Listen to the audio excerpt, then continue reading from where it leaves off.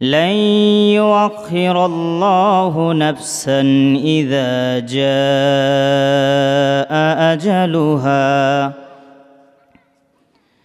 والله خبير بما تعملون. وقال تعالى في شان حبيبه ومحبوبه ومعشوقه مخبرا وآمرا: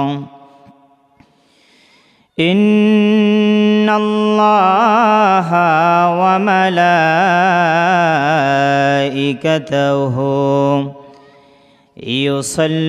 يصلون على النبي يا أيها الذين آمنوا صلوا عليه وسلموا تسليما. صلى الله محمد صلى الله عليه صلى الله على محمد صلى الله عليه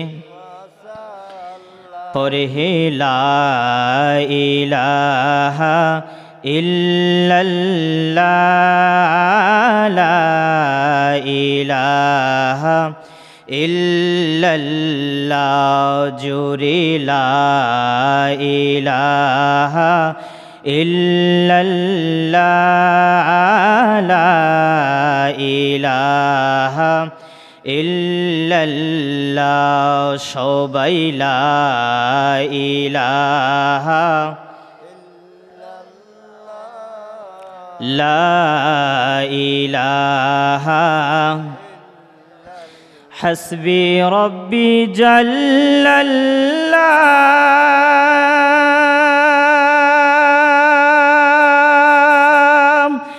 মা ফি কলবি গায়রুল্লাহ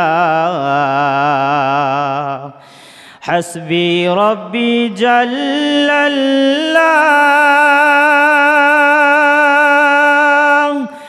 মা ফি কলবি গায়রুল্লাহ নূর মুহাম্মদ সাল্লাল্লাহু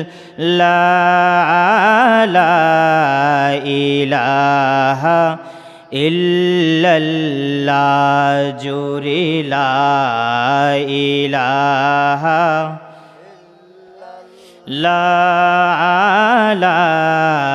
ইলাহা ইল্লাল্লাহ লা ইলাহা ইল্লাল্লাহ মুহাম্মাদুর রাসূলুল্লাহ সাল্লাল্লাহু আলাইহি ওয়াসাল্লাম। সকলে উচ্চ আওয়াজে পড়ি আলহামদুলিল্লাহ। সকলে খুশি না বেজার? আজকের জন্য, এই মুহূর্তের জন্য, এই সময়ের জন্য আজকে এই জায়গাটা হচ্ছে একটা জান্নাতি মজলিস। পড়ি সুবহানাল্লাহ। যদিও অন্যান্য দিন এই মাঠ ছিল বৃক্ষরোপণের বা অন্যান্য কিছুর জন্য ব্যবহৃত হতো, কিন্তু আজকে এই এখনের জন্য যতক্ষণ পর্যন্ত আল্লাহ পাক রব্বুল আলামিনের প্রশংসা, রাসূলের সম্মান ইজ্জত নিয়ে আলোচনা করা হবে, ততক্ষণ পর্যন্ত এই মজলিস সাধারণ মজলিস থাকবে না, এটা হবে একটা জান্নাতি মজলিস। পড়ি সুবহানাল্লাহ। তো আমরা এই জান্নাতি মজলিসে উপস্থিত হতে পেরে খুশি না বেজার? মহান আল্লাহ পাক রব্বুল আলামিনের দরবারে অসংখ্য অগণিত শুকর ও সুজুদ যে তাবারক ওয়া তাআলা আমাদেরকে আজকের এই জান্নাতি মজলিসে আসার বসার তৌফিকটুকু এনায়েত করেছেন। সেজন্য সেই মনিবের দরবারে ঈমানের বলে বলিয়ান হয়ে, ইসলামের বলে শক্তিমান হয়ে, হৃদয়ের আবেগটুকুন উজাড় করে দিয়ে সিংহ শাদ্দুলের ন্যায় গর্জনের সাথে পড়ি আলহামদুলিল্লাহ। লক্ষ কোটি দুরূদ আর সালাম আল্লাহর সৃষ্টির প্রধান আকর্ষণ, শামসুল হুদা বদরুদ্দোজা হাবিবে খোদা রহমাতুল লিল আলামিন, সে নবীর প্রতি সকলে মোহাব্বতের সহিত পড়ি সাল্লাল্লাহু আলাইহি ওয়াসাল্লাম। দুরূদ পড়তে কৃপণতা করেন? দুরূদ পড়তে কি কষ্ট হয়? কষ্ট না হইলে আবার সবাই উচ্চ স্বরে পড়ি সাল্লাল্লাহু আলাইহি ওয়াসাল্লাম। দুরূদ পড়লে লাভ না লস? আসলেই লাভ। শুধু কি আপনার লাভ? রহমাতুল লিল আলামিন পবিত্র জবান দ্বারা উল্লেখ করে দিয়েছেন, ইন্নাল্লাহা ওয়াক্কালা বিকবরি মালাকান আ'তাহু আসমাআল খলাইক ফালা ইউসাল্লি আলাইয়া আহাদুন ইলা ইয়াউমাল কিয়ামাতি ইল্লা আবলাগানি বিইসমিহি ওয়া ইসমি আবিহি হাযা ফুলান ইবনে ফুলান। রহমাতুল লিল আলামিন 1450 বছর আগে পবিত্র জবান দ্বারা উল্লেখ করে দিয়েছেন, ইন্নাল্লাহা নিশ্চয়ই আল্লাহ পাক রব্বুল আলামিন ওয়াক্কালা বিকবরি, আমি রাসূলের কবরের পাশে, আমি রাসূলের রওজার পাশে এমন একজন ফেরেশতা সেটেল করে দিয়েছে, এমন একজন ফেরেশতা নিয়োজিত করে দিয়েছে যাকে পৃথিবীর জমিনের মধ্যে আল্লাহ পাক রব্বুল আলামিনের যত সৃষ্টি রয়েছে ওই সৃষ্টির সংখ্যা অনুযায়ী ওই ফেরেশকে কান দেওয়া হয়েছে। সুবহানাল্লাহ পড়েন। সম্মানিত সুধী ভাইরা আমার, আল্লাহ পাক রব্বুল আলামিনের হাবিব সুস্পষ্ট জবান দ্বারা জানিয়ে দিয়েছেন, আমার রওজার পাশে এমন একজন ফেরেশতা আল্লাহ নিয়োজিত করেছে যাকে পৃথিবীর সৃষ্টির সংখ্যক অনুযায়ী কর্ণ দেওয়া হয়েছে। আমার জন্য একটা নির্ধারিত কর্ণ আছে, আপনার জন্য একটা নির্ধারিত কর্ণ আছে। এখানে যতজন আছি প্রত্যেকের জন্য এক একটা নির্ধারিত কর্ণ আছে। শুধু আমাদের জন্য নয়, গোটা পৃথিবীর জমিনের মধ্যে আল্লাহ পাক রব্বুল আলামিনের যত সৃষ্টি রয়েছে সকল সৃষ্টির সংখ্যা অনুযায়ী ওই ফেরেশতাকে কান দেওয়া হয়েছে। আমি যদি রাসূলকে সালাম দেই, ওই রাসূল আমার জন্য যেই নির্ধারিত কানটা দেওয়া হয়েছে ওই ফেরেশতাকে, ওই ফেরেশতা আমার সেই নির্ধারিত কান দিয়া শুনতে পায়। সুবহানাল্লাহ। কি বুঝলেন? আমার জন্য নির্ধারিত একটা কান আছে। আমি যদি দরুদ পড়ি, রাসূলকে সালাম দেই মোহাব্বতের সাথে, ওই কান দিয়া ওই ফেরেশতায় শুনতে পায়।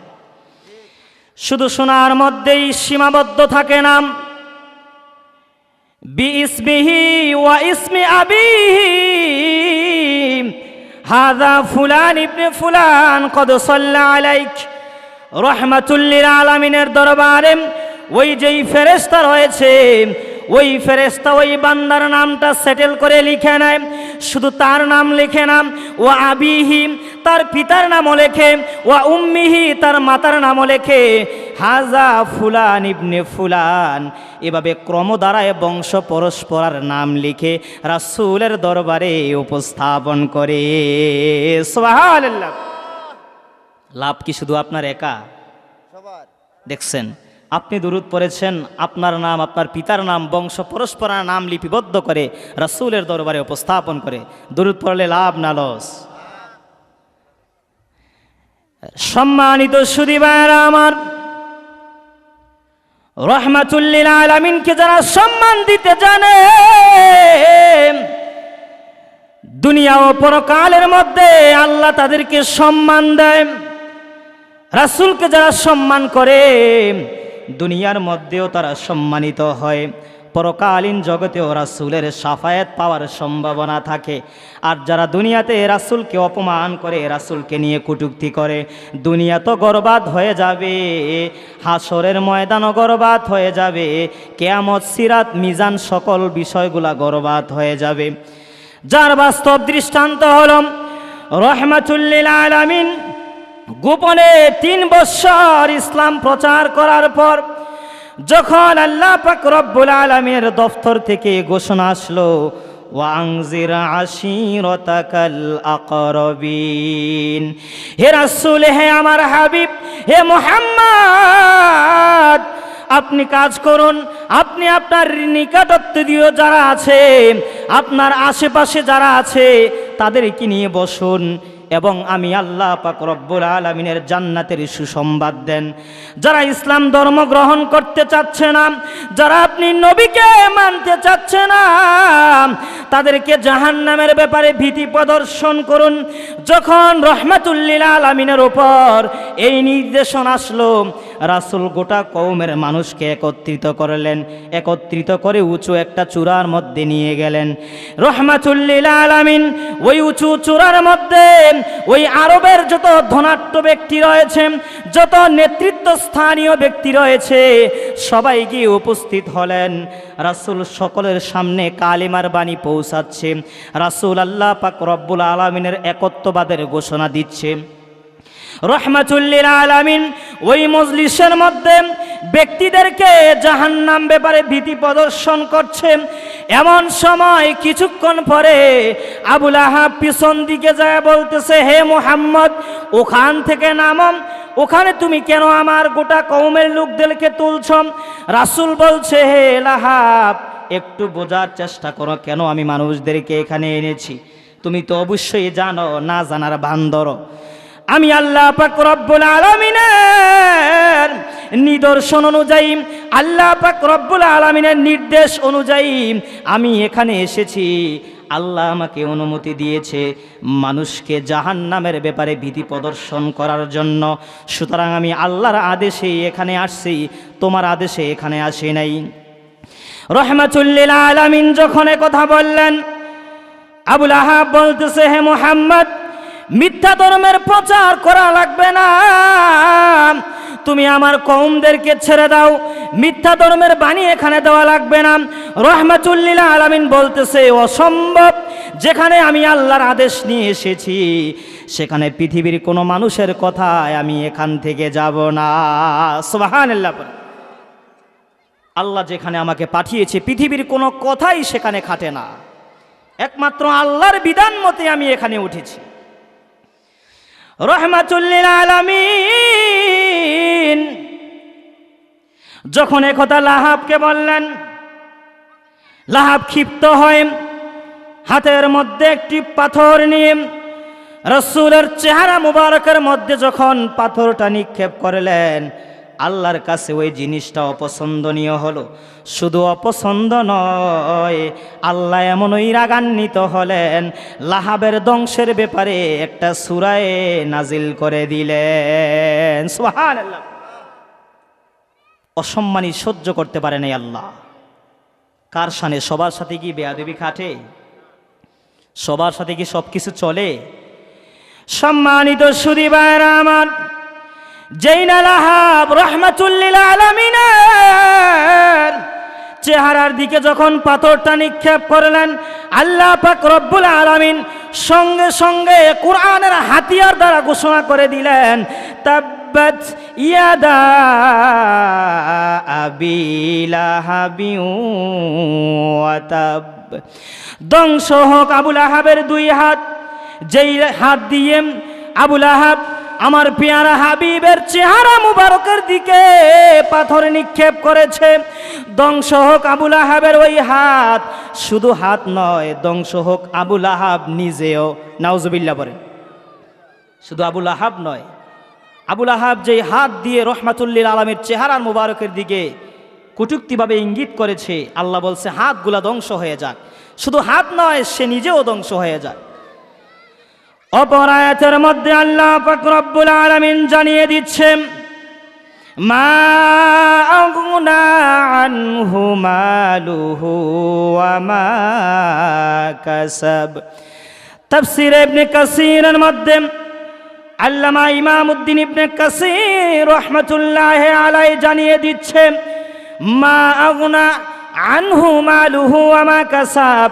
এটার ব্যাখ্যা করতে গিয়ে তিনি বললেন, আবুল আহাবকে আল্লাহ অনেক ধন সম্পত্তি দিয়েছিলেন, আবুল আহাবকে প্রচুর ধন সম্পত্তির মালিক করেছিলেন, কিন্তু ওই ধন সম্পদগুলোর কারো উপরেও আল্লাহ পাক রব্বুল আলামিন গজব নাজিল করেছে। কেমন গজব নাজিল করেছে? ওই ধন সম্পদগুলা পরবর্তীতে বিন্দু মাত্র কোনো কাজে আসে নাই।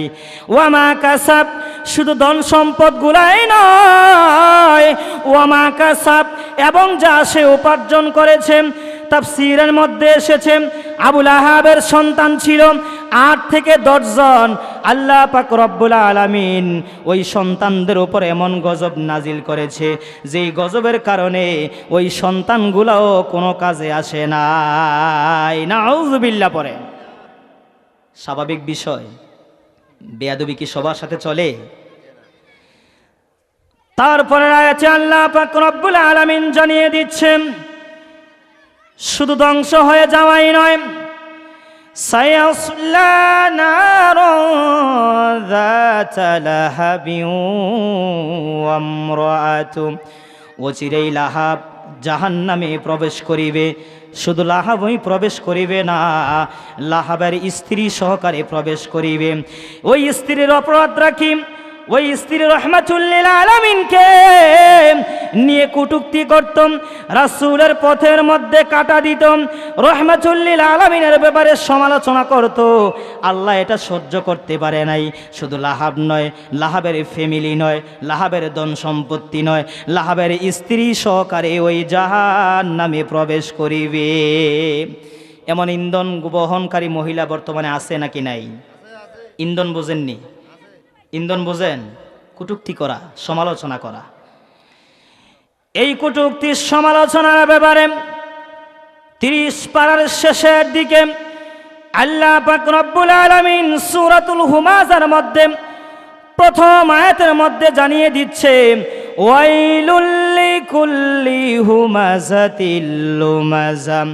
ওয়াইলুন নামক জাহান্নাম ওই ব্যক্তিদের জন্য যারা সামনে এবং পশ্চাতে মানুষের সমালোচনা করে, মানুষের ব্যাপারে কটূক্তি করে।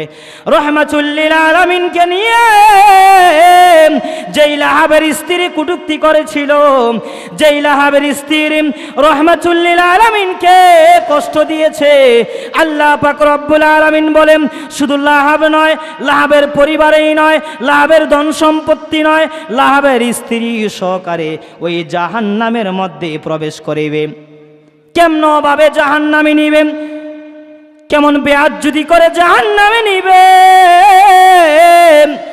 ওই স্ত্রীর গলার মধ্যে জাহান্নামের রশি পেঁচানো থাকবে, ওই রশির মধ্যে আবার জাহান্নামের রশি বেঁধে টেনে হেসড়ে জাহান্নামের দিকে নেওয়া হবে। নাউযুবিল্লাহ পড়ে। বেয়াদবি সবার সাথে চলে? সবার সাথে বেয়াদবি খাটে? ছায়া বুজ্জা তো হাত দিতে হয় নাকি? শুধু তাই নয়, সম্মানিত সুধী ভাইরা আমার, রাসূলকে সম্মান করতে যারা জানেন, রাসূলকে সম্মানের মধ্যে যারা রাখতে জানে, তারা দুনিয়া ও আখিরাতের মধ্যে সম্মানের চোপানে থাকে। যারা বেয়াদবি করে রাসূলের শানে, যারা রাসূলকে নিয়ে কটূক্তি করে, দুনিয়াও শেষ হয়ে যায়, আবু লাহাবের মতো আখিরাতও শেষ হয়ে যায়। এজন্য আমাদের রাহমাতুল লিল আলামিনের সাথে সম্পর্ক ভালো রাখতে হবে। নাকি খারাপ রাখবেন? কি রাসূল কি আমাদের শাফায়াতকারী হবেন না? রাসূল শাফায়াতকারী হবেন না? কই আওয়াজে তো মনে হয় না। রাসূল কি আমাদের শাফায়াতকারী হবেন না? ওখানে কি আপনার আব্বা কোনো কাজে লাগবে? আপনার আম্মা কোনো কাজে লাগবে? সম্মানিত সুধী ভাইরা আমার, দুনিয়ার জমিনের মধ্যে যাদের জন্য আপনি চুরি করতেছেন, যাদের জন্য আমি অসৎভাবে চলাফেরা করছেন, যাদের জন্য আপনি হারামভাবে টাকা উপার্জন করছেন, ওই আম্মা বলেন, আব্বা বলেন, ভাই বলেন, ফ্যামিলি বলেন, স্ত্রী বলেন, সংসার বলেন, কেউই পরকালে আপনার কোনো কাজে আসবে না। যিনি আসবে তিনি হচ্ছেন রাহমাতুল লিল আলামিন। সুবহানাল্লাহ বলেন। বিশ্বাস হয়? আল্লাহ পাক রব্বুল আলামিন কোরআনুল কারীমের মধ্যে সুস্পষ্টভাবে উল্লেখ করে দিয়েছেন, ইয়াউমা ইয়াফিরুল মারউ মিন আখিহি ওয়া উম্মিহি ওয়া আবিহি ওয়া সাহিবাতিহি ওয়া বানি। দুনিয়ার জমিনের মধ্যে যাদেরকে চালানোর জন্য আপনি হারাম পথে রোজগার করছেন, দুনিয়ার জমিনের মধ্যে ফ্যামিলি পরিচালনা করার জন্য আপনি সুদ খাচ্ছেন, ঘুষ খাচ্ছেন, দুনিয়ার জমিনের মধ্যে ফ্যামিলি পরিচালনা করার জন্য এত খারাপ কাজের মধ্যে আপনি যাচ্ছেন, হারমাসি বদমাশি করছেন, আপনি মনে রাখবেন দুনিয়ার জমিনের মধ্যে যদি বোকা থাকে, এক নাম্বারই বোকা হচ্ছেন আপনি আমি। বলে কিভাবে? কারণ আল্লাহ পাক রব্বুল আলামিন কোরআনুল কারীমের মধ্যে আরো আগে জানিয়ে দিচ্ছে, হে মানুষ সতর্ক হয়ে যাও, সাবধান হয়ে যাও। ওই হাসরের ময়দান এমন হবে, মা তার সন্তান থেকে পলায়ন করবে, সন্তান তার স্ত্রী থেকে পলায়ন করবে, ছেলে তার বাবা থেকে পলায়ন করবে, বাবা তার ছেলে থেকে পলায়ন করবে, বন্ধু তার বান্ধব থেকে পলায়ন করবে, স্ত্রী তার স্বামী থেকে পলায়ন করবে। ওই হাসরের ময়দানে কোনো কাজে আসবে না। এখন আপনার কাছে আমার একটা প্রশ্ন হলো, দুনিয়ার জমিনে যাদেরকে লালন পালন করার জন্য এত হারমাসি, এত বদমাশি করছেন, এত সুদ ঘুষ খাচ্ছেন, এত হারামভাবে উপার্জন করছেন, একটা জিনিস ভেবে দেখেন, হাসরের ময়দানে আপনার স্ত্রী দাঁড়ায়া বলবে না, আল্লাহ দুনিয়াতে চালানোর জন্য আমার স্বামী ওই পাপটা করেছেন, দুনিয়াতে ফ্যামিলি পরিচালনা করার জন্য আমার স্বামী ওই অন্যায়ের কাজে গেছে, আল্লাহ স্বামীর পাপগুলাকে আমাকে দিয়ে আপনি স্বামীকে জান্নাতে নিয়ে যান। বলবে? বলবে নাকি? অসম্ভব, অসম্ভব। এজন্যই আল্লাহ কুরআনুল কারীমের মধ্যে জানায়া দিচ্ছে, ইয়াউমা ইয়াফিরুল মারউ মিন আখিহি ওয়া উম্মিহি ওয়া আবিহি ওয়া সাহিবাতিহি ওয়া বানি। সুতরাং কিয়ামতের ময়দানে যেহেতু একজন আরেকজনকে চিনবে না, সন্তান দৌড়িয়া যখন মাকে বলবে, মা তুমি আমার জন্মদাতা, মা তুমি আমার জন্মদাতা, বাবা আমার একটু নেক আমল লাগবে, আপনি যদি দয়া ধরে আমাকে একটু নেক আমল দেন আমি জান্নাতে যেতে পারবো। বাবা বলবে, আমি তো দুনিয়াতে বিবাহই করি নাই। মা ডাক দিয়া বলবে, তুই কই থেকে আইছ? তোর তো আমি জীবনে আমার ইতিহাসে আমি তোর প্রথম দেখতেছি। কি বুঝলেন? অথচ দুনিয়ার জমিনের মধ্যে ফ্যামিলি পরিচালনার জন্য, স্বামী স্ত্রী চালানোর জন্য, ছেলে সন্তানকে পরিচালনা করার জন্য আপনি যে দুনিয়ার জমিনের মধ্যে এত পাপের কাজে ছুটছেন, এত গতিবেগে ছুটছেন, একবার কি বিবেককে প্রশ্ন করে দেখছেন যাদের জন্য আপনি যা কিছু করছেন তারা হাসরের ময়দানে কোনো কাজে আসবে না। কাজে আসবে আপনি আল্লাহকে সেজদা করছেন কিনা, আপনি আল্লাহকে ডেকেছেন কিনা। ঠিক কিনা? জোরে বলেন ঠিক কিনা? সংসারে সংসার কইরা ববে গো, ও তুই করিলি না বন্দিগি,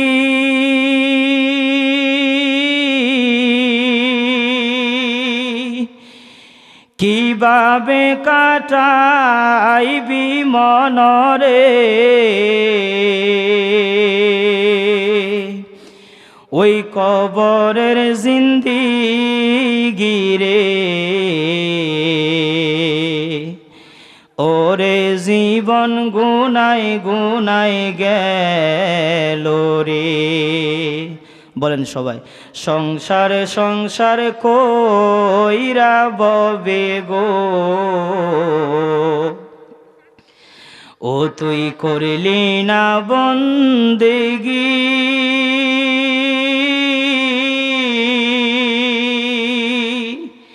কিভাবে কাটাইবি মনরে, ওই কবরের জিন্দিগি রে, ওরে জীবন গুনাই গুনাই গেল রে। ছেলে মেয়ের মায়ায় পয়রা গো, ডাকলাম না মাওলা রে,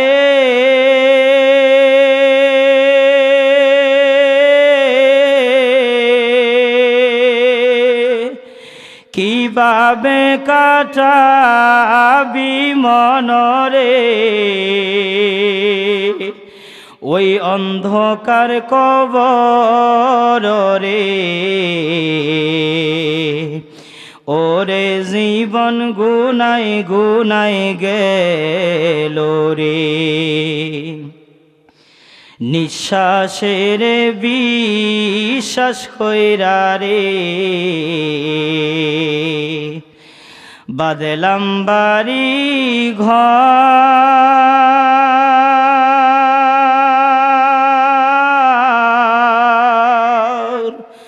কোন দিন জানি আজরাইল আইসা রে, সবই করে পরে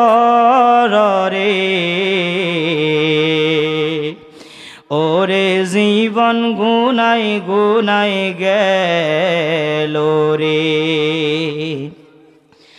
সম্মানিত সুধী ভাইরা আমার, এজন্য সতর্ক হয়ে যান, সময় এখনো আছে, সময় এখনো আছে। সংসার বৈরাগী হতে বলি নাই, সংসার ছেড়ে দিতে বলি নাই। আপনি সংসার পরিচালনা করেন, স্বামী স্ত্রী পরিবার সুন্দরভাবে ইসলাম অনুযায়ী পরিচালনা করেন, নিজেকে আল্লাহর জন্য সময় দেন, ওই সংসারটাই হবে একমাত্র আল্লাহর জন্য। কথা বুঝতে পারছেন? বুঝেন নাই মনে হয় কথা। দুনিয়ার জমিনের মধ্যে সংসার ছেড়ে বৈরাগী হতে বলি নাই। দুনিয়ার জমিনের মধ্যে সকল কিছু রাখবেন, তার ফাঁকে ফাঁকে আপনি আল্লাহ পাক রব্বুল আলামিনের কুদরতি পায়ে সিজদা করার জন্য একটু সময়কে বের করে যান না। সিজদা দিয়ে দেখেন সিজদার মতো কত শান্তি আছে নাকি নাই। যারা নামাজ পড়ে তারা জানে, যারা পড়ে না তারাও তো যেই বলতেছে, ঠিক না? আল্লাহ আমাদের সবাইকে সহি বুঝ দান করুক, পড়িয়া আমিন। সম্মানিত সুধী ভাইরা আমার, পৃথিবীর জমিনের মধ্যে আপনি যত হাহুতাশ করেন, পৃথিবীর জমিনের মধ্যে আপনি যতই রং তামাশা করেন না কেন, আপনার হায়াতের সীমানা যখন সমাপ্ত হয়ে যাবে, আজরাইল যখন সামনে এসে যাবে, আল্লাহ পাক রব্বুল আলামিন কোরআনুল কারীমের মধ্যে সুস্পষ্ট জানিয়ে দিচ্ছে, লা ইউআখিরাল্লাহু নাফসান ইযা জাআ আজালুহা ওয়াল্লাহু খাবীরুম বিমা তা'মালুন। তোমার যখন হায়াতের সীমানা সমাপ্ত হয়ে যাবে, আজরাইল যখন তোমার সম্মুখে দাঁড়িয়ে যাবে, বলতে পারবেন নিজে আপনি আমাকে 1 সেকেন্ডের জন্য একটু সময় দেন? বলতে পারবেন? জোরে বলেন, বলতে পারবেন?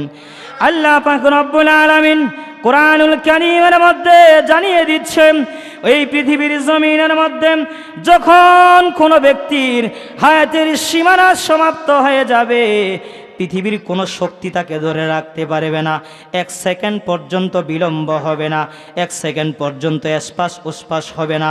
যথা সময়, নির্ধারিত সময়ে তোমার ভিতর থেকে তোমার রূহকে বের করে নেবে। সম্মানিত সুধী ভাইরা আমার, এবার একটু বোঝার চেষ্টা করেন, আপনি যদি সত্যিকারে আল্লাহওয়ালা হয়ে যান, সত্যিকারে যদি আল্লাহ প্রেমী হয়ে যান, সত্যিকারে যদি আপনি জান্নাতি হয়ে যান, জান্নাত থেকে জান্নাতি একটা মেশকো আম্বরের যুক্ত একটা সামিয়ানা নিয়ে একজন উপরে ধরবে, 4 জন ফেরেশতা সুন্দর করে সামিয়ানাটা বিছাবে। একজন ফেরেশতা দাঁড়ায়া বলবে, ইয়া আইয়াতুহান নাফসুল মুতমাইন্না ইরজিই ইলা রাব্বিক রাদিয়াতাম মারদিয়া। যখন তুমি সত্যিকারের প্রকৃত তোমার রব তোমার উপরে খুশি হয়েছে, তোমার রব তোমার উপর আনন্দিত হয়েছে, চলো তোমার আর কষ্ট করা লাগবে না, হাসি মুখে দেহ থেকে তুমি বের হয়ে চলে আসো। সুবহানাল্লাহ বলবেন না? যদি সত্যিকারের মুমিন হতে পারেন, আপনার রূহ মুবারক যখন জান্নাতি ফেরেশতারা এসে জান্নাতি ছাদের মধ্যে রেখে যখন আসমানের দিকে আপনাকে তুলে নিয়ে যাবে, প্রথম আসমানের ফেরেশতারা আপনাকে তাকবীর দিয়ে আল্লাহর দরবারে স্বাগতম জানাবে। এভাবে প্রথম আসমানের ফেরেশতারা আপনাকে দ্বিতীয় আসমান পর্যন্ত পৌঁছাই দিবে। দ্বিতীয় আসমানের ফেরেশতারা আপনাকে তৃতীয় আসমান পর্যন্ত সাধুবাদ জানাইতে জানাইতে পৌঁছিয়ে দিবে। তৃতীয় আসমানের ফেরেশতারা এভাবে এক এক করে সপ্তম আসমানের ফেরেশতারা আপনাকে সাধুবাদ জানাইতে জানাইতে 7টা আসমান পার করে সিদরাতুল মুনতাহা পার করে আল্লাহর পবিত্র দফতরের মধ্যে নিয়ে যাবে। সুবহানাল্লাহ। পবিত্র আত্মা হলে লাভ না লস? শুধু কি পরকালেই লাভ, না দুনিয়াতেও লাভ আছে? বিশ্বাস করেন দুনিয়াতে আছে? তো দুনিয়াতে যদি থাকে, বিশ্বাস করেই থাকে, তাহলে আমাদের কেন এত উদাসীনতা? কেন? এটা জবাব দেন। দুনিয়ার লোভ, লালসা, হিংসা, মায়া, মমতা আমাদেরকে এমনভাবে গ্রাস করেছে, আমাদের গোটা শরীর, রূহ সকল কিছু জাহান্নামী বানিয়ে ছেড়ে দিয়েছে। সম্মানিত সুধীবার আমার, এবার আমরা জেনে আসি, যদি আপনি সত্যিকারের মুমিন হতে না পারেন, যদি আপনি সত্যিকারে আল্লাহওয়ালা না হতে পারেন, ওই জাহান্নাম থেকে জাহান্নামী ছাঁটাই নিয়ে আপনার যখন এক পাশে আসবে, জাহান্নাম থেকে 4 জন জাহান্নামী ফেরেশতা ভয়ঙ্কর রূপ নিয়ে আসবে। কেমন রূপ? ভয়ঙ্কর রূপ নিয়ে আসবে। আজরাইল আলাইহিস সালাতু ওয়াস সালাম এমন কঠিন ভয়ঙ্কর রূপ নিবে, যখন আপনার দেহ থেকে রূহকে বাইর করার চেষ্টা করবে, তখন রূহটা দৌড় দিয়ে একবার এমাতার এদিকে চলে যাবে। যখন আবার থাপ্পড় দিয়ে ধরবে, রূহটা ছুটাছুটি শুরু করে দিবে। একবার মাথার তলির মধ্যে যাবে, আর একবার পায়ের গোড়ালির মধ্যে যাবে, আর একবার হাতের বৃদ্ধাঙ্গুলের মধ্যে আসবে, আরেকবার শরীরের এসপাশ উসপাশ দৌড়াইতে থাকবে। ওই রূহ বাইর হইতে পারবে না। তার কারণ কি? যদি সত্যিকারে মুমিন হতে পারেন, আপনার মৃত্যুটা হবে হাসি মুখে মৃত্যু। আর যদি আপনি বেঈমান হয়ে মারা যান, যদি আপনি জাহান্নামী হয়ে মারা যান, আপনার রূহ শরীর থেকে বাইর হতে চাইবে না। আজরাইল বলবে, বাইর হ, এই পাপাত্তা বাইর হ। রূহ বাইর হওয়ার জন্য ছুটাছুটি করবে, বাইর হইতে থাকবে, কিন্তু বাহির হতে পারবে না। তখন শরীরের বিভিন্ন জায়গায় অঙ্গ প্রত্যঙ্গগুলোর মধ্যে দৌড়াদৌড়ি করবে। আজরাইল রাগান্বিত হয়, আরো ভয়ঙ্কর রূপ নিয়ে যখন আপনাকে থাবা দিয়ে ধরবে, সমস্ত শরীর নিয়ে যখন ধরবে, তখন আপনার শরীরের প্রত্যেকটা 360টা হাড় মর মর করে জোড়াগুলা ছেড়ে দিবে। নাউজুবিল্লাহ পড়ে। কেমন কঠিন ভয়ানক মৃত্যু হবে আপনার, সেটা শুধু আপনিই বুঝতে পারবেন। হাজারো যদি বলি, হাজারো যদি আলোচনা করি, এটা কখনো আপনার বুঝে আসবে না, কারণ ওই অবস্থার মধ্যে গেলে আপনি সত্যিকারে বুঝতে পারবেন। এজন্য সম্মানিত সুধীবার আমার, আপনারা যারা এখানে আসছেন, আপনাদের প্রতি আমার একটা নসিহত হলো, দুনিয়া নিয়ে এত বৈরাগী হলে হবে না। দুনিয়া নিয়ে এত হাম তামাশা মস্কারা এভাবে ওভাবে এসপাস ওসপাস দৌড়াইলে হবে না। পরকালীন জগতের জন্য একটু চিন্তা করবেন। যদি এখন মারা যান, ঘরের মধ্যে রাখবেনি। যদি সালদলা বিল্ডিং হয়, টাইস করে দিয়ে গেছেন, 24 বছর বিদেশ করছেন, দেশে আইছেন, হঠাৎ করে মারা গেছেন, আপনাকে কি আপনার ফ্যামিলি ঘরের মধ্যে রাখবে? না না, দম গেছে মাত্র একটু পরে খাট এনে বাহিরের মধ্যে রেখে দিবে। দম গেছে মাত্র আপনার স্ত্রীকে যদি বলা হয়, একটা রাত্র তুমি লাশটার সাথে সাথে থাকো, অসম্ভব। সে বলবে আমি মরে যেতে রাজি আছি, লাশের সামনে থাকতে রাজি নাই।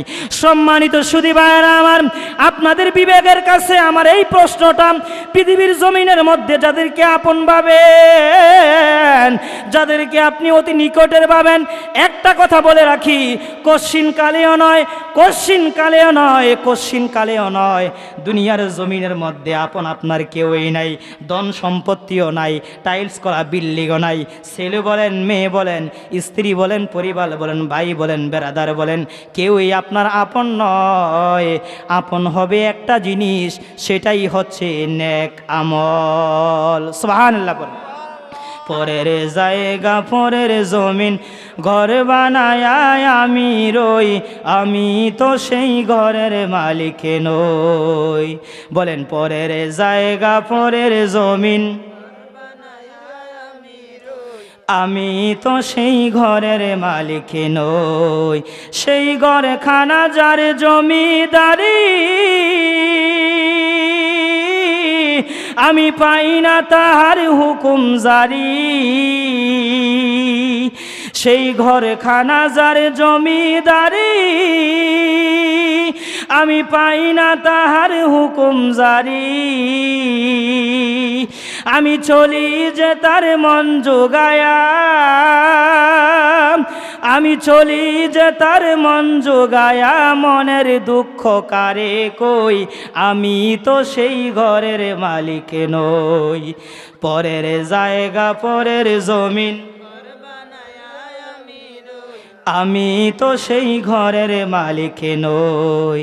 জমিদারের ইচ্ছা মতো দেই না জমি চাষ, তাই তো ফসল ফলে না রে দুঃখ 12 মাস। আমি খাজনা পাতি সবই দিলাম, তবু জমিন আমার হয় যে নিলাম। আমি খাজনা পাতি সবই দিলাম, তবু জমিন আমার হয় যে নিলাম। আমি চলি যে তার মন জোগায়া, চলি যে তার মন জোগায়া, দাখিলায় মিলে না সই, আমি তো সেই ঘরের মালিক নই। পরের জায়গা পরের জমিন, আমি তো সেই ঘরের মালিক নই। এই পৃথিবীর জমিনে ধন সম্পদ, জায়গা পয়সা, টাকা, ধন দৌলত, এগুলো কি আসলে কিছু আপনার? বলেন নাই কেন? মনে হচ্ছে আপনাদের এগুলা কেউ নিয়ে যেতে পারবেন? অসম্ভব। এই জমিন, জায়গা, জমিন, ধন সম্পদ, টাকা পয়সা, বিল্ডিং, এইটা সেটার জন্য দুনিয়া শেষ করে দিচ্ছেন বাবারা। আল্লাহর ওয়াস্তে অনুরোধ, একটু বোঝার চেষ্টা করেন। পৃথিবীতে যারা আপন দেখতেছেন, আপনার বোকা, আপনি আমি বোকা। আসলে পৃথিবীতে কেউ আপন নয়, আপন হচ্ছে আপনার নেক আমল। এজন্য আল্লাহ আমাদের সবাইকে পৃথিবীর জমিন থেকে আল্লাহ পাক রব্বুল আলামিনের নৈকট্য হাসিল নিয়ে যেন পৃথিবীর জমিন থেকে বিদায় নিতে পারি। আল্লাহ আমাদের সবাইকে তৌফিক দান করুক। ওমা আলাইনা ইল্লাল বালাগ। আমিন। আসসালামু আলাইকুম ওয়া রাহমাতুল্লাহ।